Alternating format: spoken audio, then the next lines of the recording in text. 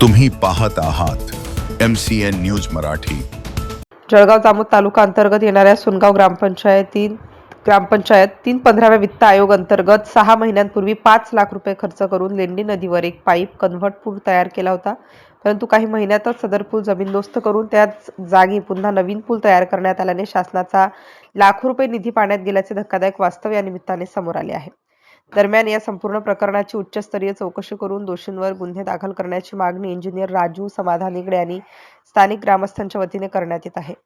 या पुलाचे काम निकृष्ट दर्जाचे होत असल्याचा आरोप करत ग्रामस्थांनी तेव्हाच विरोध दर्शवला होता आणि आश्चर्याची बाब म्हणजे ज्या कामावर ग्रामसभेने आक्षेप घेतला होता त्याच कामाचे 4,80,811 रुपये नियमबाह्य पद्धतीने कंत्राटदाराला अदा करण्यात आले आणि त्याहूनही धक्कादायक बाब म्हणजे मार्च 2024 मध्ये पूर्ण झालेला हा पूल सप्टेंबर 2025 मध्ये अचानक तोडून टाकण्यात आला।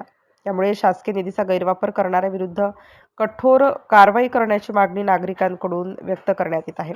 MCN न्यूज मराठीकरिता गजानन सोनटक्के, सुनगाव। सर, जळगाव जामोद तालुक्यातील सुनगाव येथे 15 वित्त आयोगातून एक पुलाचे बांधकाम केले गेले होते आणि अवघ्या 6 महिन्यात तो तोडण्यात आला। नेमकं कारण काय? या बाबतीमध्ये ग्रामपंचायतला मी आता विचारणा करत आहे। आजच काही वृत्तपत्रामध्ये बातम्या आलेल्या आहेत, त्या अनुषंगाने ग्रामपंचायतला याबाबत विचारणा लगेच करून घेतो।